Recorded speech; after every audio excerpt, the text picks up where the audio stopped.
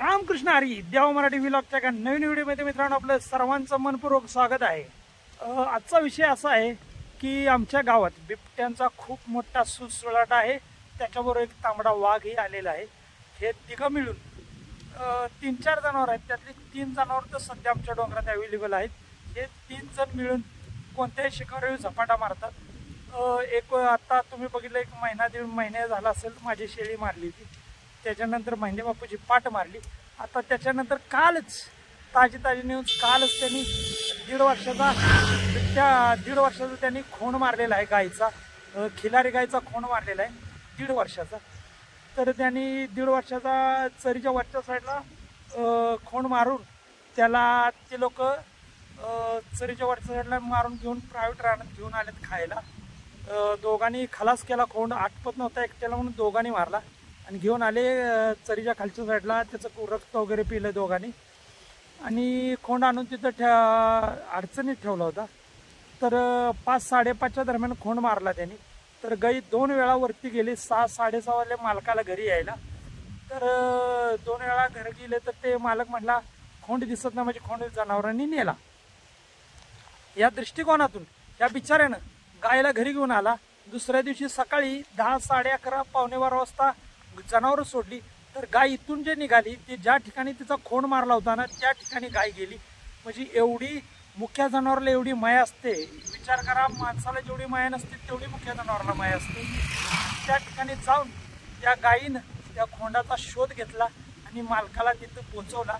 मग मालकाने फोन केला आणि फॉरेस्ट ऑफिसर आमचे नवले साहेब आहेत मल्हारपेठला, त्यांनी येऊन स्वतः त्याची शहानिशा केली, पंचनामा केला आणि पंचनामा करून नवले साहेबांनी चव्हाण साहेबांना पाटणला बोलवले। पाटणला गेले चव्हाण साहेब कागदपत्र घेऊन।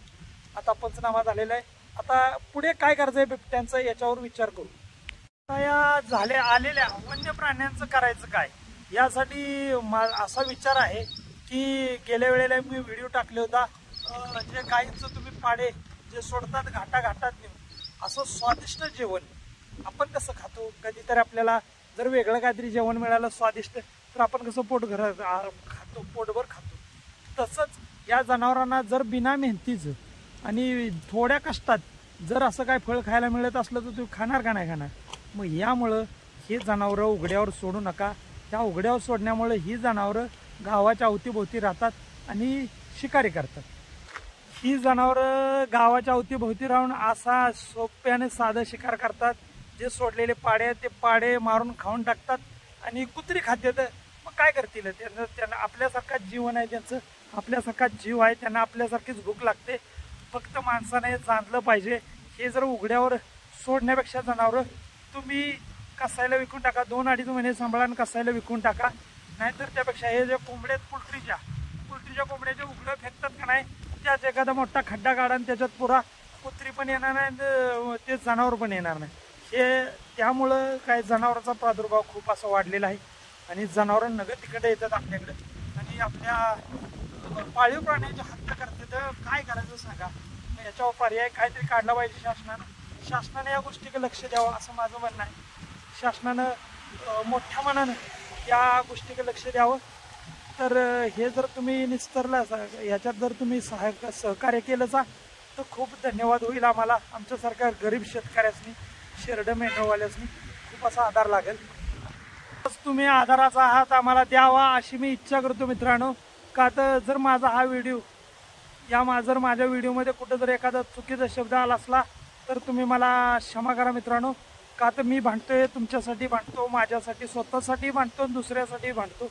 का तर आपली जर चित्रापत चांगली राहिली तर आपलं पोटपाणी चांगलं राहणार। जर आपणच नाही, आपलं चित्राप सरळ नसलं तर आपलं काय होणार आहे सांगा मित्रांनो। गोटापालन आणि पोल्ट्रीवाल्यांना एक माझं आग्रहाची नम्रतेची विनंती आहे, तुम्ही जे पाडे सोडता ते पाडे न सोडता कृपा करून 2-2.5 महिने सांभाळा आणि कसायला विकून टाका। आणि पोल्ट्रीवाल्यांना एवढंच माझं मित्रांना माझ्या सांगणं आहे की तुम्ही ज्या कोंबड्या जे फेकता त्या उघड्यावर न टाकता खड्डा काढून पुरून टाका। त्यामुळे आपल्याला होणारा वन्य प्राण्यांचा त्रास खूप कमी होणार आहे। आपल्या गावातली पाळीव कुत्री जे जातात ती खूप प्रमाण कमी होणार आहे मित्रांनो।